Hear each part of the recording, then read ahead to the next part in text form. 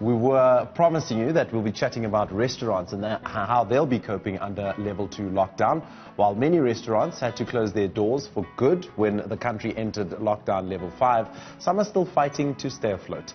Under level 2, the hospitality industry, restaurants, bars and taverns are allowed to also sell alcohol for on-site consumption, but only until the curfew. Joining us to tell us more about the challenges they face while trying to adapt to the restrictions is Hlompho Molefe, co-founder of Meli Lounge, and Brent Varcoe, managing director of Bidfood, a food service distributor, to tell us about some of the other regulations that restaurants face under the new circumstances. Brent and Hlompho, thank you so much for your time and thank you for joining us on Weekend Dawn. I want to talk to you, Hlompho, as a restaurant owner. What are some of the challenges that you have faced while trying to regain profits, especially after a terrible few months? Morning, sir, to you and your viewers.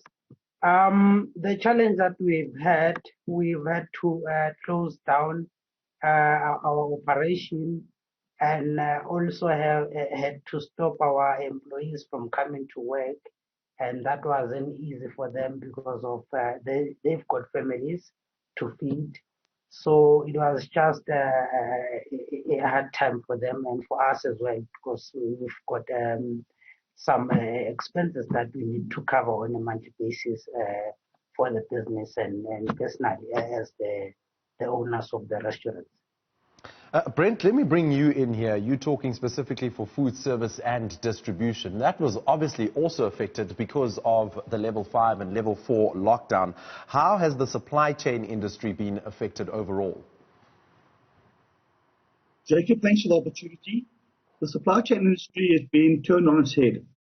There's enormous volatility we're seeing. We're seeing lots of bottlenecks. So, I mean, really, it's a new norm. We're trying to work through all the bottlenecks, understand where the challenges are. So we're finding some inflationary pressures. We're finding some deflationary pressures. We're not quite sure how this is going to land. It's going to take a couple of months to work its way through. What we're finding in general is that going into lockdown, we were going into the Easter season. There was a lot of stock in the system. Most of our suppliers, most of the manufacturers that stocked up for Easter. Lockdown happened unexpectedly, and we've still got a lot of stock in the system. So that is pushing prices down, helping consumers in terms of a little bit of deflation coming through the market. But the exchange rate's not helping much, and that's pushing prices up. So we've got a bit of a balance between the two. We're not sure it's going to land. At this point in time, we're probably sitting at single-digit inflation. But the supply chain is full of bottlenecks, and it's going to take a while to wash them out. Hlompho, as a restaurant owner, what is your bounce-back strategy? Could we expect, for instance, an increase in prices to be able to recover the losses that you experienced over the past few months? For now, we won't increase any prices. What we have done, we want to make sure that our loyal customers are staying with us and making sure that we make them happy. Then maybe after 3 months or 5 months, then that's when we can decide on the price increase. But for now, our prices will remain the same. Brent, I'll pose a similar question to you. What would it take for the food and hospitality industry to again regain the momentum and bounce back, if you would say? It's going to take a lot of hard work, Jacob. What we're finding is that the first thing we have to do is get restaurants working with the protocols safe, so that their patrons can feel safe going into restaurants. So we worked hard with TBCSA, the Tourism Business Council, and FedHasa in developing an app that enables a restaurateur to run his business, understand the protocols, and run his business in a safe way for his staff, in a safe way for his suppliers, and in a safe way for his patrons. So that we can build trust in the industry. We need to have customers, patrons out there knowing that it's safe to come to a restaurant. So that's the first priority that we're working on. The second priority that we're working on is there's without a doubt going to be constrained demand. There's a lot of unemployment out there. Disposable income is under pressure.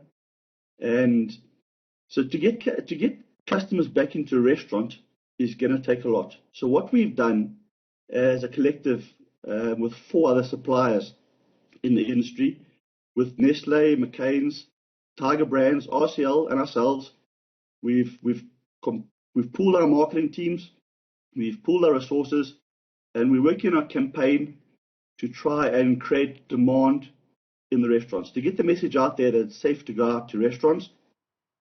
And now that the protocols have been established, now that the app is available, and start getting people to get back into restaurants. We come up with the first campaign. It's called One Meal, Many Thanks. It's all about humanizing the tragedy that the industry is facing.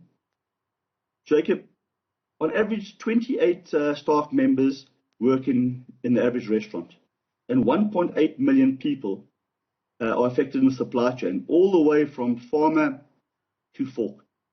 So it's been absolutely devastating for all these people.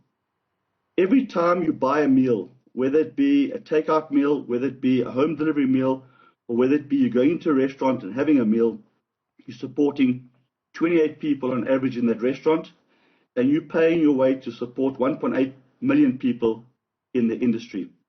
The campaign, One Meal, Many Thanks, speaks to the humanity, the humanity challenge we have. In addition to that, it speaks to the restaurant saying to the patrons, thank you.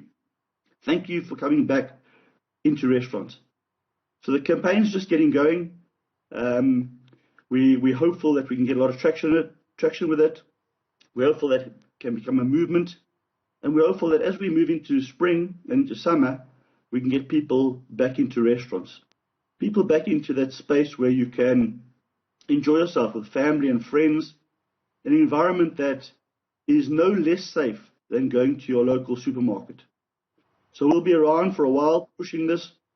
We're going to need to work for probably the next 12 to 18 months to rebuild the industry, to get bums back into seats, and to get employment back into the food service industry. It's been absolutely devastating the last 16 weeks. Hlompho, let me bring you in here and talk about a big talker, and it has to be alcohol. Has alcohol played a big role in your bounce back strategy? And how are you going to manage that with a 10 o'clock curfew? Yes, it played a big role because people coming to our places, coming to the restaurants, it's not just about the food, it is also about the drinks that they are having there. So it will boost us a bit, and then obviously we will have to consider their safety. And then another thing, it's a matter of making sure that we invite people early so that by 10 o'clock we are closed, and then they can also go back home safely. So it's a matter of starting early and just communicate with our loyal customers that please come in early to our place so that you can leave by 10 o'clock. Brent, I know I asked Hlompho earlier about price increases when it comes to menu prices in his restaurant. I want to know actually on the whole, what is the impact of the lockdown on food prices on the whole? Can we expect an increase in food prices in the near future? Yeah, Jacob, as I said earlier, what we're finding is a lot of volatility. There's definitely inflationary pressures coming from a lot of commodities, a lot of ingredients. Animal feed is imported, and exchange rates always create some form of inflationary pressure in our market. Further to that, the COVID protocol costs have put pressure on factories, having to run split shifts, having to social distance, adds cost into the food chain, and that's putting inflationary pressures on products. Conversely to that, we're seeing a lot of deflation driven by the fact that there's not enough demand. So we're seeing constrained demand, We're seeing too much stock in the system. It's expensive to carry stock. It's expensive to hold stock. And we're seeing suppliers flushing stock out the system, and we're seeing deflation. So it's not unusual for us to to have a discussion about an increase, only to have a discussion 2 days later about a special and a decrease, as the suppliers need to flush the stock through the system. What we're doing as a business is we are pushing back very hard on any increases. Our customers can't afford increases. They're going to have to discount to get bums into seats in restaurants. We all need to take the pain, and we need to avoid any inflationary pressures going through the restaurants if we're to help the restaurants survive. And it's about survival. It's about survival, number one, and it's about rebuilding the industry over the next 12 to 18 months. Hlompho, my final question, how do you restore confidence to the consumer or the customer, somebody like me? How do I feel welcomed in a shop and know that you're adhering to social distancing rules or introducing new ways for me to see the menu? What things have you put in place to make the customer feel assured that you are doing everything you can to avoid them contracting COVID-19? Well, firstly, the thing that we have done, we have made sure that we follow all the COVID-19 regulations by making sure that no one enters our outlet without a mask. And also we've got sanitizers before you enter in our outlet. And the social distancing, we have arranged, the seating arrangement, it has changed so that we can accommodate the social distancing thing. All right, Hlompho Molefe, co-founder of Melly Lounge, an eatery and alcohol serving establishment, as well as Brent Varcoe, the managing director of Bidfoods. A big thank you to the two of them. Thank you guys for joining us on Weekend Dawn. Really appreciate it. We're just chatting about the food industry and how it will operate under level 2 lockdown.